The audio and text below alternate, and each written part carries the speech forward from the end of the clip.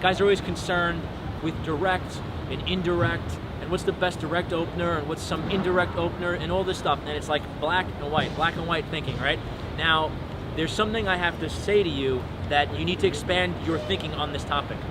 Number one, what you say is not so important, but the first thing is there's two levels to communication. There's verbal and there's non-verbal, okay? So that means that you could be verbally direct and say, hey, I thought you were really gorgeous, I wanted to meet you, I'm Steve, what's up? Or you could be verbally indirect. Excuse me, where is the nearest pizza place? Something like that, right? But there's non-verbal, okay? So you could be non-verbally, just normal or like scared or insecure, or you could be verbally confident and even verbally flirtatious and more seductive tone to what you're doing. Your body language, eye contact, tonality, right? That's non-verbal. So for instance, there's actually 4 combinations we can come up with. You could be direct verbally and direct non-verbally. You could be direct verbally, indirect non-verbally.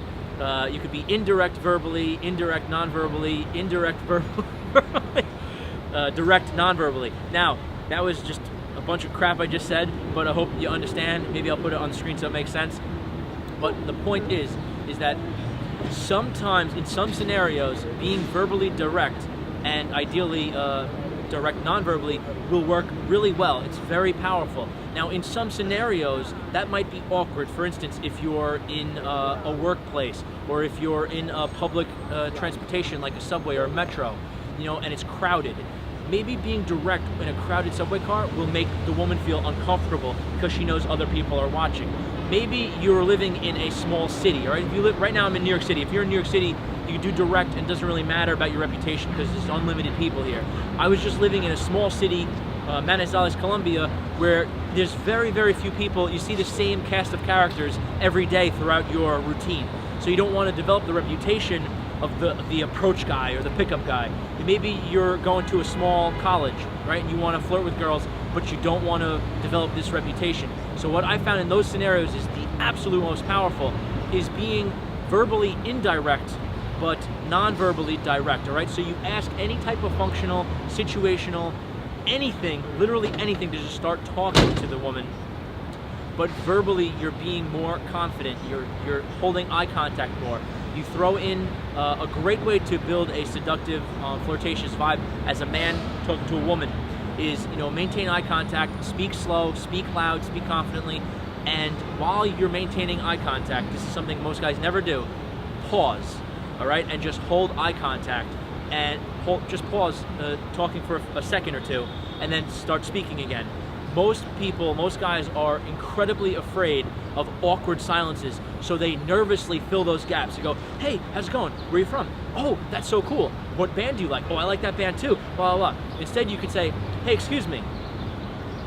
I just saw you walking past, and I think you're gorgeous. Actually, wait, that was verbally direct with direct non-verbally. But you could say something like, excuse me,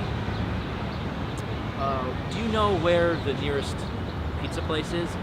You'd be surprised, as a man talking to a woman, you're making solid eye contact, you're speaking slow, but loud and confidently, and the trick is to pause and maintain eye contact. If you pause and look away or look down, it looks super insecure, and like, she is a higher value than you. So if you say, hey, excuse me, where is the pizza place? That looks nervous and awkward, right?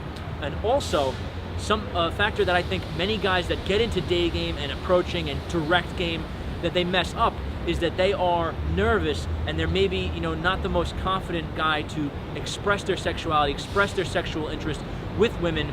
So they are attracted to, of course, the idea of going direct, but they're only verbally doing it, and non-verbally they're seeming really insecure. So for instance, they'll run over and they'll go, hey, excuse me, I saw you and I thought you were really cute. I had to meet you. I'd regret it if I didn't. And they're verbally direct, but they're non-verbally showing that they're scared, and it's like the woman is a lion and the guy is a sheep, trying to go and not offend her, not do anything wrong, trying to really play it safe. And that is just something that if you're more confident and you are the one in control, dominant one, and the woman is submissive to you, you're the lion and she's the sheep, you're gonna go over there, hey, what's up? Excuse me, blah, blah, blah. You know, and it's a very different vibe. And the nonverbal aspect is really the bulk of communication. The verbal is just the tip of the iceberg. So these are my thoughts on that. And you know, I really think a lot of the pickup stuff is really just nonsense out there, catering to, you know, insecure thoughts and overthinking things, all these trivial factors. But I did think that this concept is something quite important, that many guys are obsessing over black and white of direct, indirect, which should I have done? And it's really a little bit more subtleties to it there. So I hope this helped you out. If you like this type of content, you know, I'm doing daily videos. You could click subscribe, hit the notifications bell. If you have any questions or feedback, throw it in the comments section, and you know, I will reply, I'll answer you. All right? Hope to see you soon. Thanks for watching.